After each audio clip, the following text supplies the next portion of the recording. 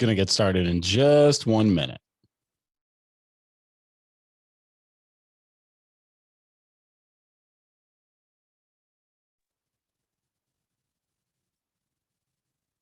Today, we are going to be talking about the ERG method for engaging, retaining, and growing your number one asset. And that is, of course, your people. So for those of you out there not as familiar with me, I was raised by a single mother who worked nights. I was what we used to refer to as a latchkey kid. I'm not sure you could quite get away with that today, but I was left home alone in the evenings while my mother went out to wait tables to put food on the table for my sister and I.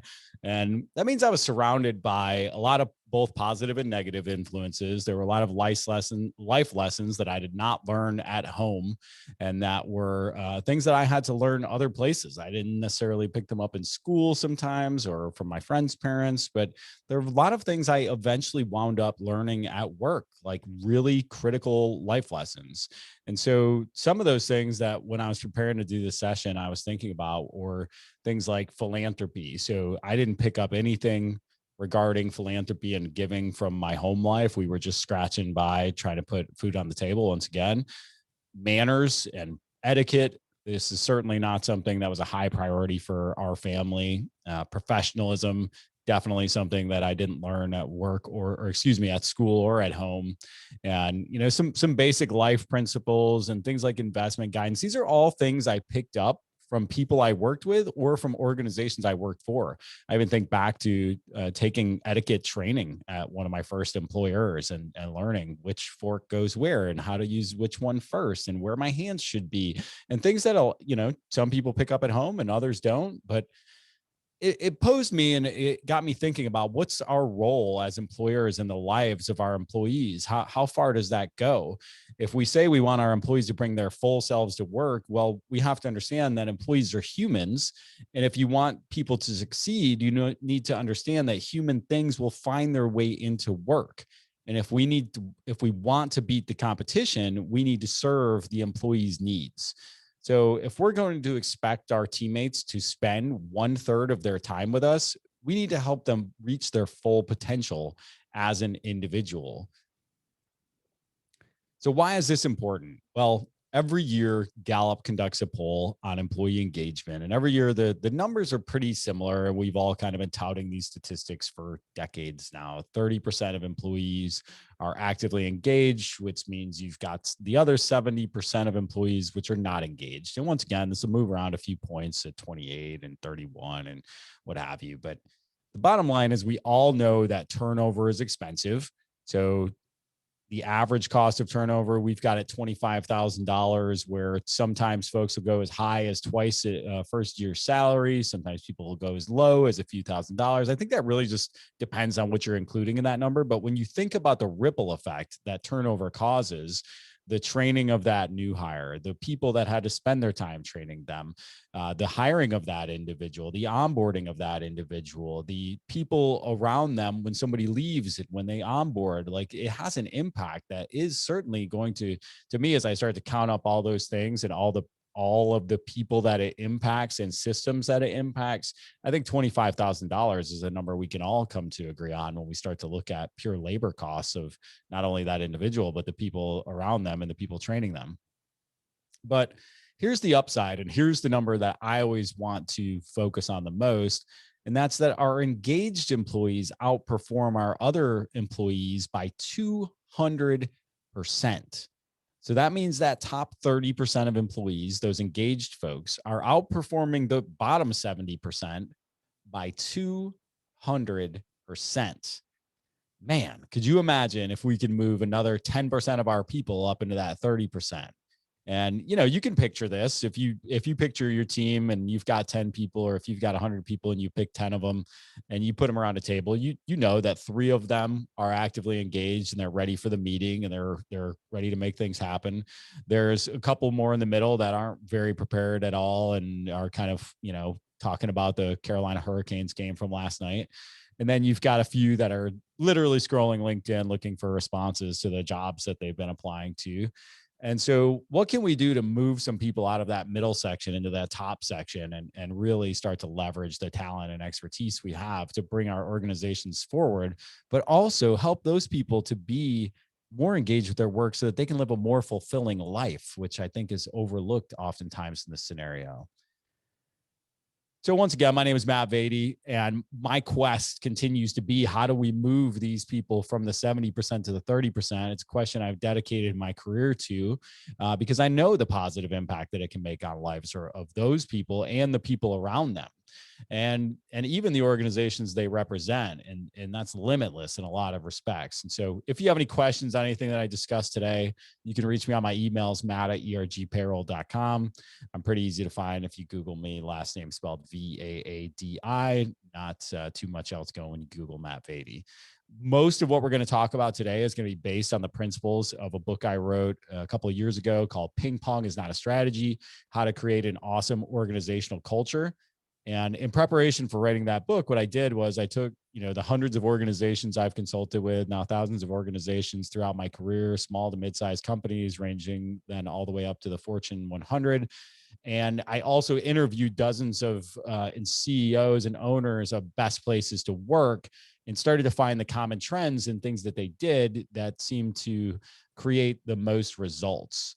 And so I've gone ahead and culled that down into this book. And then in today, we're going to cull it down even more into some of the more finer points of what you can do as an organization.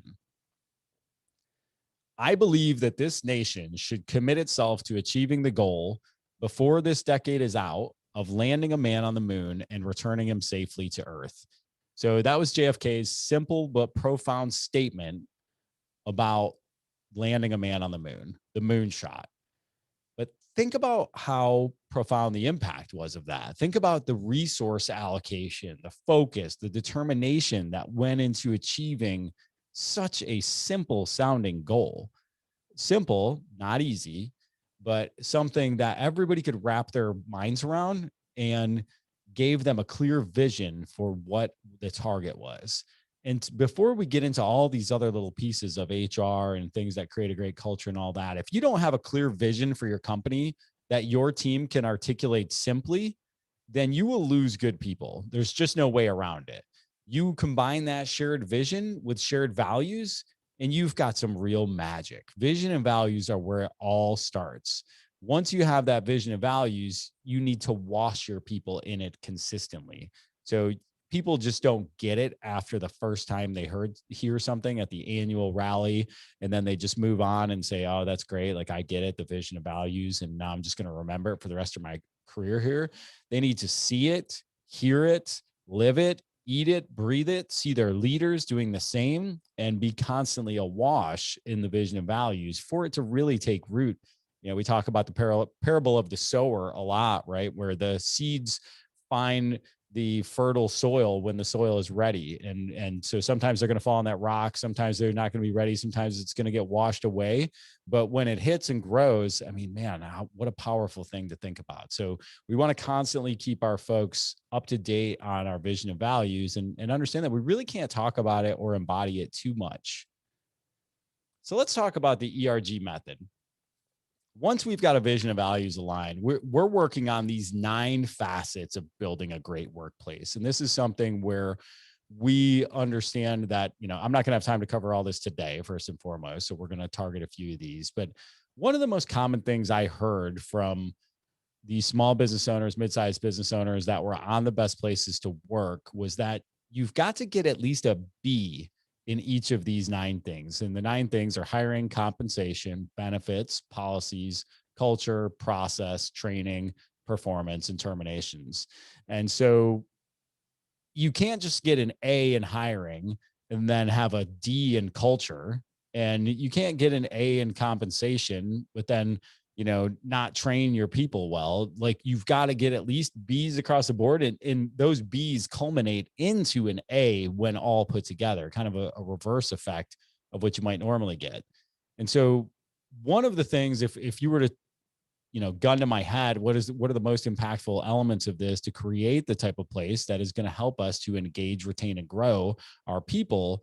I've found that organizations that have a really strong hiring process, a well-defined training program, and a well-defined performance management system outperform the other organizations by a lot. And so that's where we're going to spend our time today, are focused on these three things and how your organization can improve on them on your existing processes. So let's start with hiring. So in hiring, we've got three main stages of the process. We've got the screening of the individuals. That's where we're kind of separating the wheat from the chaff. We've got the selection. Once we've found the individuals, like, we're going to actually pick who the right candidate is from those hundreds of candidates who applied on Indeed, to the ones we phone screened, down to the ones we're going to bring in person that we've brought through our interview process. Now we select that right person. She says yes, and we've got to onboard her into the organization. And so these are three critical components of your experience with an organization if you're that candidate. So if you feel like the organization doesn't care about you, you feel like they've got poor processes, you feel like they're running around with their hair on fire, and that you can start to get elements of that culture before you even start your first day, well, that matters. First opinion matters. And so we've got to, first impressions, excuse me. So we've got to focus on each of these elements. But before we dive into each of these in a little bit more detail, I want to talk about the bozo explosion. So the bozo explosion is something that's a term that Steve Jobs coined back when he was forced to start hiring some quote unquote real managers back at Apple. So they reached a point where they had a few thousand employees, and processes were starting to get a little bit away from them because they had so many creatives, and they decided that they need to start getting some real managers in there. So they hired these career managers. And what they found was that oftentimes these career managers weren't quite the A players that they were used to, because they've been so used to acquiring top talent on the creative and development and design side. But these folks tended to be, a little bit more on the B side, and Bs aren't quite as secure as A players. So what do B players do? Well, they hire C players because they don't want somebody there who's going to take their job or who's going to pose a threat to them. And so the Bs hire the Cs, and then, well, what do the As do? Well, As don't want to work around B and C players, so the As quit. And so they had this little bozo explosion, and ultimately had to realize that, hey, look, we don't need career managers. We need A players. So that's what we're going to focus on, is how do you get more A players on your team? Because that's who you want to engage, retain, and grow. And it's a self-perpetuating cycle. If I have great people, they're helping other people to get better, and vice versa. So one of the ways we do that is by getting a clear understanding of what our desired outcomes are for a role. Traditionally, folks have created job descriptions or job postings that contain generic information about a job, which is like a laundry list of the tasks that the individual will complete. So in this sample that I'm going to share right now, we're looking at a swimmer that we want to join our team. So a job description for a swimmer might be fast, strong swimmer, experienced with all strokes. They're competitive. They're a team player. But we want to start to look at this more from an outcome-based perspective. Outcome-based perspective, we might use a scorecard, which will more clearly define what we want this individual to achieve. And this scorecard is something that I'm going to reference throughout this conversation consistently, because with all of our processes, we want them to be consistent throughout that employee experience. So the same conversation I have with you from my initial phone screen to my last interview about what I'm going to do, what the expectations and outcomes are, to 6 months in, to 6 years in. And obviously things evolve when you start going that far down the road, but I want that consistency. I don't want to hear one set of outcomes in the phone screen, a different on my second interview, and then show up on my second week and understand that things have changed completely. And that's what happens oftentimes with the job description, or at least it feels that way to the individual, because nothing was clearly stated. It was just this very vague list of things that I might do. So going back to our swimmer example, a scorecard might say something like, win 3 or more gold medals in the Olympics, break Olympic records in at least 60% of my races, win and break records when swimming for team events. So very different than the fast, strong swimmer experience with all strokes, right? And your outcomes become very different. So to achieve those things listed in the job description, my 9-year-old daughter does those things on her swim team. She's a team player. She's experienced in all strokes. Whereas the things that I've listed out in the scorecard, only the greatest swimmer in the world, Michael Phelps, is going to help me to achieve those outcomes. And so I can come up with a very different candidate based on how I define the expectations for the role. And so I challenge you to think about this differently. And so instead of thinking about the old traditional laundry list of tasks that you want somebody to create, start thinking about if you were to fast forward 1 year from the day that person started, what would success look like? What are 3 things you can point to and say, hey, if I hire Jason and he has done these 3 things at the end of his first year, that's a smashing success. And now I can start to reverse engineer that, and I can suit all the other pieces we're going to talk about: the hiring process, the performance management process, the education and training. Everything is helping to achieve that moonshot that are those 3 things that we want to achieve for the individual. So when we focus on outcomes, we're going to start to get a little bit more clarity around each of these elements. And so what I want to do is start to talk about a sample hiring process, but first and foremost, share what I consider to be one of my favorite quotes as it relates to hiring. And that's, even a donkey can act like a thoroughbred for 3 interviews. So if you only spend 1 hour with someone or have 2 1-hour interviews with them and check some references, you don't know anything about that person. They've got a resume, they've got some references, you've spent an hour or 2 with them, but boy, a sharp person can fool anybody for a couple of hours if they know how to act right. And I think we've all been guilty of that, whether it's, you've been on 2 dates with someone and then realize that they're a nut job on the 3rd date, or whatever the case may be. You have all been a part of something where you thought one way about a person until you spent a lot more time with them.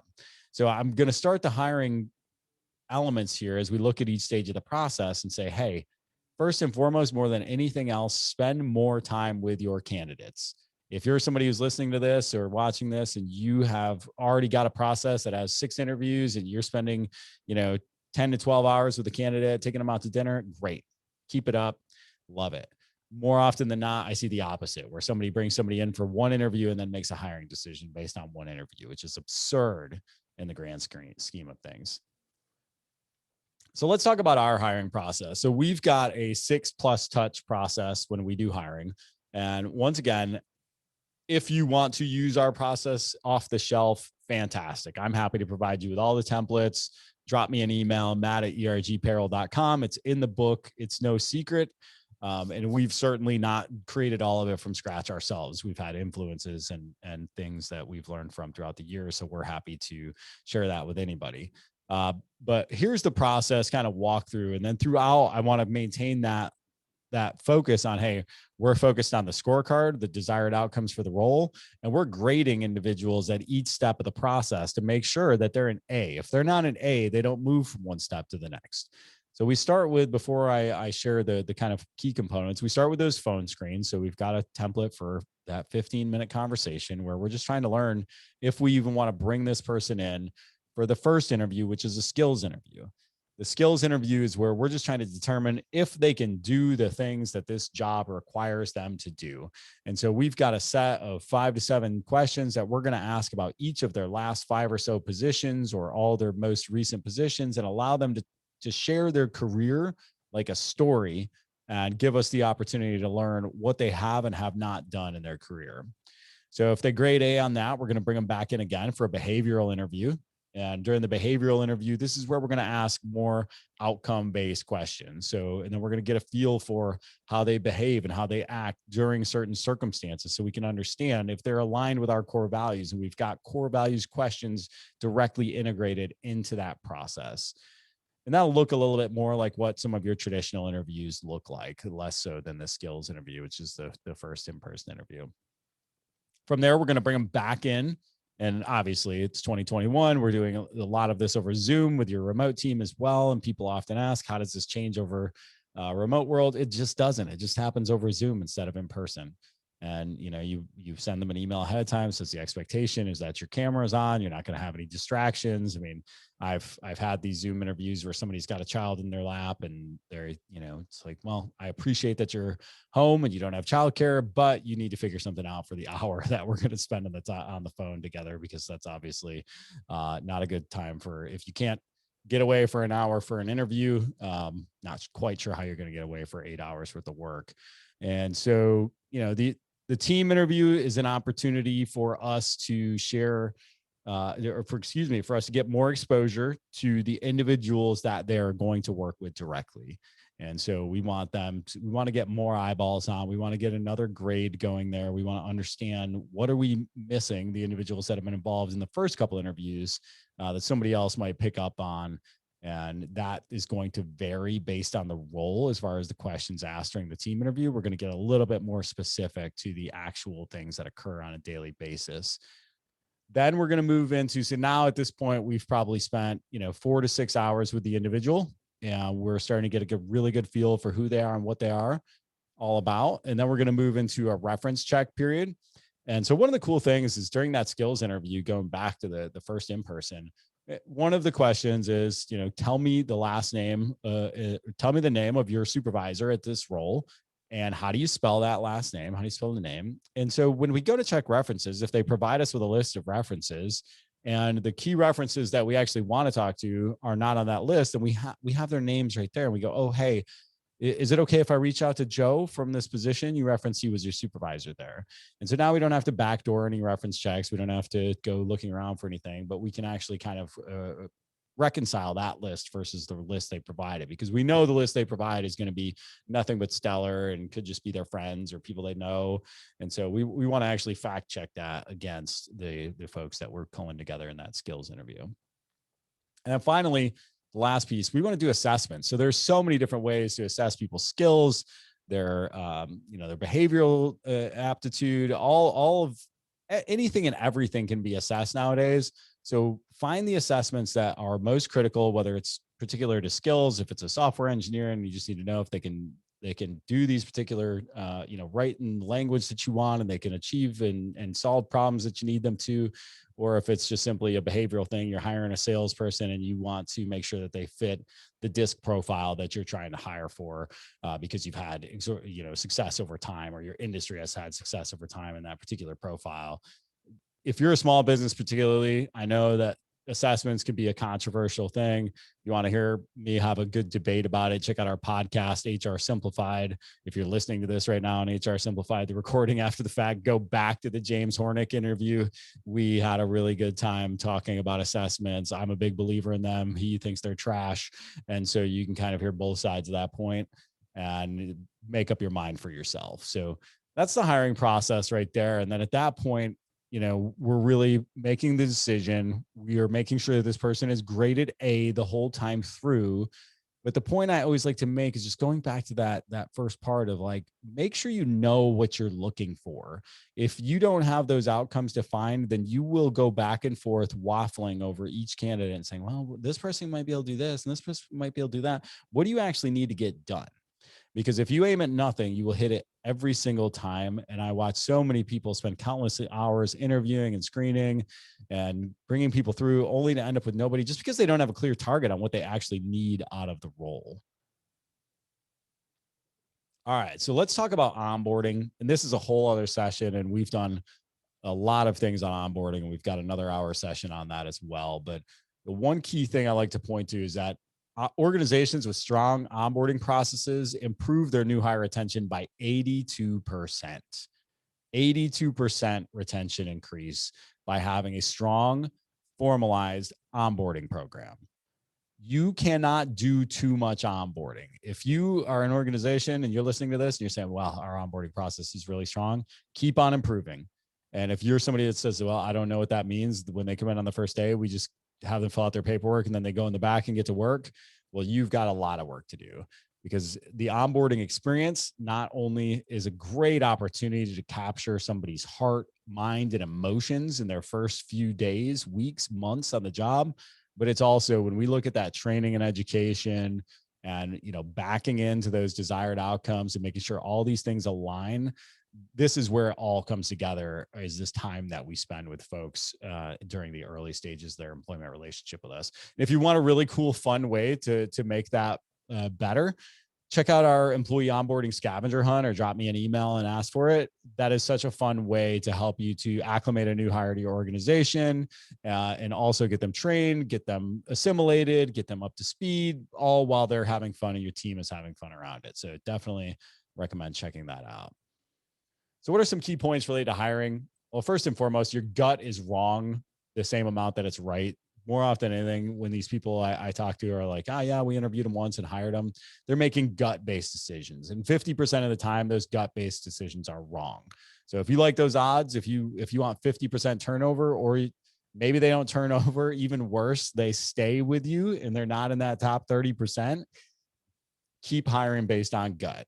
Because if we are consistent in our process and we consistently apply the same processes across the organization, we get better data, and consistency breeds that data. So you can't make better decisions without having a consistent system and process in place. Because ultimately, if you have no target, you'll hit it every time. So you got to get clear on those outcomes, and you've got to be focused on the candidate experience. It's an employee's market right now, and it always will be for the A players. Like, it's not just right now. They're always going to have options. You have to be conscious of the experience from the time they apply until the end of their first year. Experiences everything when we talk about engagement, retention, and growth of our people. So let's move into, that's all we're going to share on hiring for now. Hopefully that was helpful. Let's move into training. So training, I'm going to sound a bit like a broken record here, but we want to be outcome focused. So what is this training actually designed to help us achieve? How will we measure that improvement? That's a critical thought process to think through when you're putting new training programs in place for your team, designing training programs for your team. What key business metric are we trying to improve with this? And how will we measure that? So next up is, what are those delivery methods? What assets do we have? You know, if you're a smaller business, man, I can't recommend enough leaning on outside partners. So many people have built training specific to your industry, specific to the skill set you need. You don't have to build it all yourself, but I will say this, you have to have a variety of delivery methods. We have kinesthetic, people that are hands-on, people that need to touch things, be a part of it. We have visual, people that can see things, learn from that. We have audio learners. If you're not touching all three of those, kinesthetic, visual, and audio learners, you're missing a percentage of your audience. So you've got to have a blended learning approach. And then finally, you've got to be able to measure that. You've got to be able to test and see if the training stuck. So that can be quizzes after the fact. You know, so I love it when I'm able to quiz directly after the training took place, 6 months after the training took place, a year after the training took place, and see what actually stuck from that specific training. You know, intervals can vary, but definitely want to see long-term. And then we can tweak and take those things that stuck and know, hey, we did a good job with that. Oh, but we really wanted this to stick. So why didn't this stick? And so now we can tweak and improve how we delivered that to match the pieces that were working. So lots to be gained. And once again, not overly complicated. It's just an execution thing. So in a study of thousands of millennials, when they were asked what is the most valued benefit when looking for a new employer, I'm shocked to say that the top benefit that they valued the most was training and development. And to me, that's very interesting. It's not surprising after I think about it, because millennials particularly are a very motivated generation. I know a lot of folks like to say that entitled generation. I've got hours of rhetoric to discuss around that. It's 100% not the case. They're not entitled. They just expect more. And training and development is a big part of that. They want to be better. They want to get better. And A players, once again, are the type of people who want to continually improve. So creating and implementing and executing on a great training and development program is not only going to obviously help you in that you're going to have more productive, more valuable teammates, but it's going to make them stay with you longer because they know and they believe that you've positioned them for a better career, and they're going to appreciate that. So what's the point of training? It's interesting how many calls I get when, hey, Matt, I'm looking to fire Susie. Well, why are you going to fire Susie? She just doesn't get it. Well, All right. How long has Susie been with you? She's been here about 2 weeks. Oh Lord, here we go. So has Susie been trained on how to do the job? Has she been properly communicated with? Is it a gap in knowledge? Is it a gap in skills? Is it a communication thing? And so typically what I will find, particularly in the small business space, is that there's a lack of training, a lack of communication, a lack of understanding of what the expectations are. And oftentimes that boils down to a lack of training. So a gap in knowledge, a gap in skill, and a gap in ability can be solved with training. And it's such a better investment to develop a better training program than it is to have people turn over, because I would bet. So if you had any level of agreement with me, even if you said, "Matt, I don't think that my turns cost me 25,000 a piece," let's say you agree with 5,000. Well, I bet you could roll out a heck of a training program if you took $5,000 and invested it into the training of your people. So, and prevent one more turn in the process. So definitely a great investment. And we've all heard or seen this cliche that's kind of been floating around social media the last few years. CFO asks CEO, what happens if we invest in developing our people and then they leave us? CEO says, what happens if we don't and they stay? Oh my goodness, so dramatic, but so true, right? In that, why would you want to not invest in your people? What philosophical reason could you say that, oh, you know what, I'm just perfectly content with employees that perform at the level that they're at with no expectation of increasing said level of performance, and with the full understanding that employees on average are going to stay with me for 3 to 4 years and then leave. And so I'm just totally fine with them kind of getting through for 3 to 4 years and then moving on. That mindset doesn't resonate with me. If that's your mindset, totally fine. But investment in training programs is one of the single best investments you can make. After all, labor is one of your top expenses. I mean, you need to make an investment in maximizing the potential of that asset. For us as an organization, we track training as one of our key performance indicators. We expect all of our employees to train for at least 1 hour per week, 52 hours per year. Some would say that's a lot. I tend to think it's actually on the low end, and most of our people do more than that. So you think about it, it's less than 2% of their actual working time. And it's the exact opposite of what most high performing teams do. So let's use the NFL as an example. And I do compare ERG payroll and HR to the NFL whenever I possibly can. We are high performance athletes over here. But it's the exact opposite, right? They spend 90+% of their time training and learning and practicing so that they can play games for 16 hours out of the year.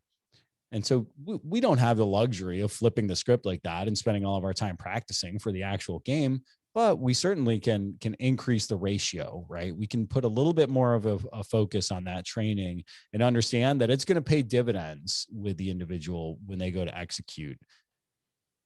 So what are some of our key points as it relates to the training and education of our people? First of all, we just need to do a needs assessment. Where are our gaps? Where are we underperforming? What are the key knowledge, skills, and abilities that we're lacking as an organization? And let's design things to fill those gaps. We need to make sure that we're executing with variety. We need to make sure that we're giving a delivery methods that are going to be conscious of our different types of learners. Then we need to measure the results of those programs and make sure that we're investing in something that is actually moving the desired results and outcomes that we expect, and then continue to iterate and improve. As we grow from this and as we learn, we're going to never run out of opportunities to improve. It's an organism. It continues to grow and evolve. And most importantly, I alluded to it earlier, talking about using some off-the-shelf training or, different third parties from your, associations or from different industry specific niches or specific skill sets. Steal, buy. Like, building is not always the right answer. There's a large percentage of this stuff that you can get from others. And I say steal, I use one of our great partners, Bachknight Petra Stormer, as the example where, they are an accounting firm and they have CPEs that their team, anybody that's a CPA is required to complete. I think it's 40 hours a year. But across the board at their organization, everybody owns their own training program and everybody is responsible for designing how they're going to get those 40 hours per year, and they're held accountable to it. And so not only are they actually getting the training in, they're giving the the individual teammate some accountability in the process.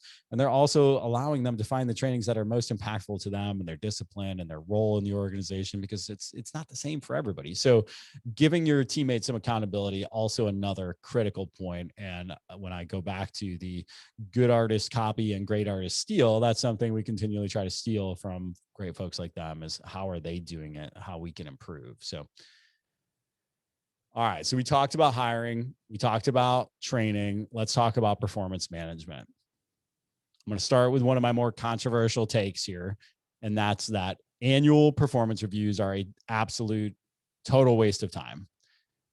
Feedback in performance evaluation needs to happen at a much higher frequency than annually. Leave alone the fact that you need to help your people more frequently, you also have things that creep into those types of processes, like recency bias. If you tell me right now that you're going to sit down with somebody in December and evaluate them on things they did in January, February, March, well, you either took some heck of good notes throughout the year, or you have a way better memory than I do. We have monthly performance related conversations, and I can't remember things that happened the first 2 weeks of the month. So the first part of what we need to do, and now I'll come back with my asterisk now, and that's that, listen, I understand that you can have an annual performance review as part of a better built out performance communication process. But oftentimes when I see organizations with annual performance reviews, they don't have quarterly check-ins. They don't have monthly check-ins. They don't have monthly or quarterly assessments, excuse me. So it has to be a part of something bigger, or and then I also see the mistake of, hey, we're going to sit you down once a year, do your performance review, and then you're going to walk out and you're going to get a raise between 2 and 5%. And so if we disagree on anything in here, now we've got a number that we might not agree on either. And the bottom line is this: the modern workplace requires much more frequent communication. We need to increase the velocity of our communication. And this is just completely escalated by the fact that we're now in a hybrid workforce and a lot more remote employees. We cannot be invisible with our team. We have to have a higher frequency, velocity, and much more consistent performance related conversations. So after I go through that rant, people typically say, okay, well, if we can't do an annual performance review, Matt, how frequently should we be having these conversations? And I say to them, that's a great question, person who asked me that question. The best frequency, in my opinion, is monthly. And that means that every single month I'm sitting down with somebody for at least 30 minutes to have a conversation that is maybe not necessarily, we're not going to talk about this project that you're currently working on. And we're not going to talk about, hey, let's go ahead and get that client served this way. We're going to talk about you, your development, anything you want. This is your time. And I'm going to ask you some questions to help nurture that conversation along. We call it a monthly plan and review. I've got a checklist of questions that I can search into. 1 month I might ask, hey, so where do you see yourself in 2 years? And other months I might just be asking some other open-ended questions, but really it's about them. And it's about giving them the opportunity to talk about anything they want. And then we dovetail that into quarterly assessments, which are focused on those outcomes and our core values, where we're actually doing a manager and employee assessment, and we're getting a good feel for how they're measuring up. Because one of the things you'll start to notice when you start implementing a process like this is you're always on the same page. So if I rank somebody on a scale of 1 to 5 against one of our core values, I rank them a 3. They're never ranking themselves a 5 at the same time, because we're on the same page, because the frequency and velocity of our conversations are such that we know if they're not meeting the expectations, they've been told, or they know because they understand what the expectations are. So that's one of the greatest benefits of all this, is that we're always on the same page with where we are. And if we're not, we can start to explain why. So in that example of I graded you a 3, you graded yourself a 5. Why do you feel that way? And then I can understand if I'm off in my assessment or if they're off, and we can have that open and honest communication and feedback. And finally, I think, in conjunction with this, you want to just be having a higher level and frequency of coaching conversations. And this typically boils down to how well prepared are your leaders. So training your leaders on how to deliver feedback and how to have coaching conversations and how to properly execute a performance management process is something that very few organizations do well. And so from your side, what you want to think about is, are my leaders trained? on what we're doing and how we're doing it? Are they bought in? Do we have their actual buy-in, or are they submarining this thing behind our backs, which also becomes a performance conversation inside of itself? Are they executing? Are they coming up with excuses? And are they sharing this with their teammates so that their teammates can someday execute on this process? So great leaders grow more leaders. So taking a step back after your quarterly assessment, pulling your teammate aside and going, hey, look, whenever you're sitting down and having these conversations with one of your teammates, here are a few things I do to make it so that they're comfortable. Here's why I asked you this way. Here's why we had this conversation. So I'm growing leaders in the process while leading my team and empowering them and letting them know that I'm committed to them someday taking my job because I want to elevate as well. And so the leadership team is everything when it comes to the success and execution of a performance management process. But let's talk about employee coaching for a few minutes, because this is probably one of the areas I see leaders most woefully underprepared. They just don't clearly understand what coaching is and how to execute it. And if you're watching the video, I've got a slide up here, which I apologize. I tend to rarely have this many words on a slide, but Harvard Business Review defines employee coaching as a style of management primarily characterized by asking employees questions in order to help them fulfill their immediate responsibilities more effectively and advance their development as professionals over time. And there is a portion of that that needs to be double-clicked, bolded, highlighted, put on a billboard, and that is asking employees questions. Too often we think of coaching and we think about athletic coaches who are screaming at people, correcting them all the time, telling them how to do things, sharing with them the exact way that everything needs to be done, and constantly refining. Coaching in the professional world is about asking questions. We know, going back to, if we've got a good training program and we're hiring great people, then we know that they've got these answers inside of them. So we just need to ask questions to help them tease those answers out. Because unlike progressive discipline, coaching is not a top-down thing. It's not me screaming at you, trying to get results from you. It's not me giving you the answer every time. I used to have an old leader where every time I left his office, I mean, my brain just hurt. He would ask me tough question after tough question. And that's what you want from your people. You want their brain to hurt a little bit after they leave with you, because that means that they're expanding their mind, and that means that they're learning and they're coming up with their own answers. And it's so much more memorable and so much better when they come up with the answer themselves, and they'll remember it much better rather than when you just tell them the answer. So we have a system called the REACT model for coaching, and REACT stands for recognize expectations, ask better questions, create a feedback loop, and trust. So REACT. And this will help you. And I know it's not super memorable. You're going to want to keep it somewhere close by. But first of all, what you want to do is recognize coaching opportunities. And this is something that many of us just don't do in our day-to-day. So if you're like me, a really easy hack to make sure that you're doing this is to schedule 10-minute increments twice a week to grab somebody and coach them up. All right. So you can even pick a few people and come up with ideas for improvement. I mean, this requires a real growth mindset and understanding that my people are not fixed in where they are. It's that they can grow, and that the things that they're doing, they can get better at. But starting by finding the time and creating some frequent short conversations and putting it together with those individuals will certainly help to make them more autonomous, engaged, and productive when you are not with them. Now, that expectations, E, is providing the proper expectations with your teammate from the onset to make sure that the impact of the coaching is understood, why this is important and why we're doing it. If you just start pulling somebody aside out of the blue and having all these coaching conversations with them, and you haven't been doing it with them for the last 3 years or 3 months, they're going to get a little spooked. So make sure that they know that you're trying to help them grow, and that the expectation is that they have goals and you will help them achieve them. Now, this is, once again, if I'm going to double click, underline, put a highlight on, it's ask better questions.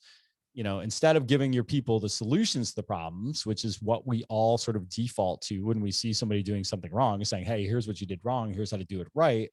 You have to assume that they have the wisdom within them and that you can help them to pull that out. And even if you know the answer, bite your tongue and let them come up to the plate and come up with the answer themselves. I ask people this all the time, like, what's 4 plus 4? It's 8. What's 5 plus 3? It's 8. Sometimes they've got a way to solve the problem that's not 4 plus 4, but 5 plus 3. And so you might not even know what the right answer is sometimes, even though you're just giving them what you think the right answer is. And then C, we're creating that feedback loop. Coaching is going to work best when the employees got some ownership over their own professional development improvement. It's collaborative, not top down. You're there to support, guide, encourage, and empower them, not just provide them with solutions. And if you ask open-ended questions on a regular basis, and once again, drop me a note, matt@ergpayroll.com. I got a list of great open-ended questions. If you want one quick hack, my favorite one to go to is tell me about.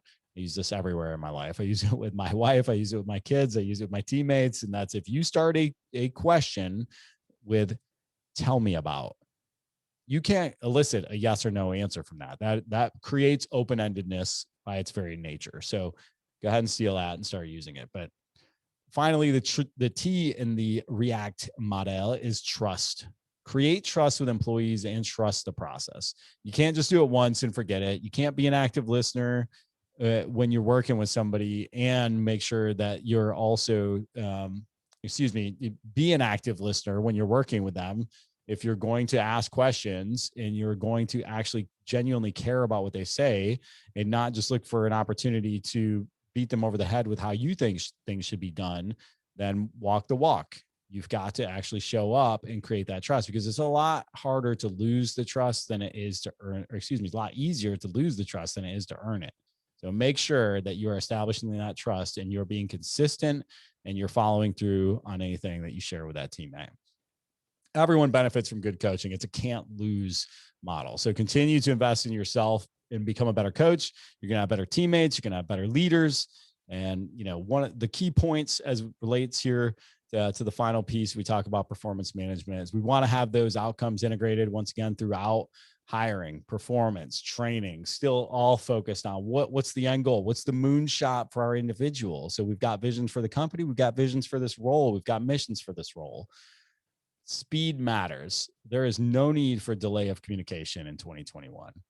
And communication is king. If there's one thing, every time we do an employee survey with a group, the number one complaint is always communication. It never fails. I have not seen one yet where communication was not the most complained about, or it's probably not the right phrasing, but the most mentioned thing in free form that has opportunity for improvement. And your organization is certainly no different, but and ours is no different either. But one of the ways that we can help to bifurcate that is to have a higher level of communication as far as how well we execute, do it more frequently, increase the velocity of it, because we understand that this is a benefit for our employee. All of this stuff, the training and development, the performance management, like this is what great people want. This isn't an inconvenience to them or you. This is what, if this is golly, I got to sit through another one of these, then yeah, I don't know. You might start to question what type of individual and how much they want to grow and how much they want to grow in their career, or whether or not you've just missed the mark with your processes. So the great quote of the Dr. Jim Goodnight, who's the CEO of SAS out of Raleigh, one of the best places to work in the country year in and year out, is that 95% of my assets drive out that gate every evening. It's my job to maintain a work environment that keeps those people coming back every morning. And I end nearly every presentation I do as it relates to trying to create a great culture, trying to create engagement, trying to create retention, trying to grow that number one asset with that quote, because I think it's a mindset thing. And you have to stay committed to that mindset and understand what the mission is and who is going to help you to accomplish the mission. So if you're following along online and you're not listening to it on one of the channels that I'm about to reference, then please check out some of our other channels. You can check out HR Simplified anywhere where you listen to podcasts. You can subscribe to our YouTube channel. Make sure you like the videos that you do like, smash that like button. And if you're listening to HR Simplified, please give us 5 stars. It helps us to continue our reach and grow our audience and serve more people. And there are a ton of free resources at ergpayroll.com to help you with the management of your assets. And you can email me anytime at matt@ergpayroll.com. But thank you so much for sharing a bit of your day with me. I'm blessed and encouraged that you would take the time to stay this long to learn about how to better serve your team. Thank you so much. Have a wonderful day.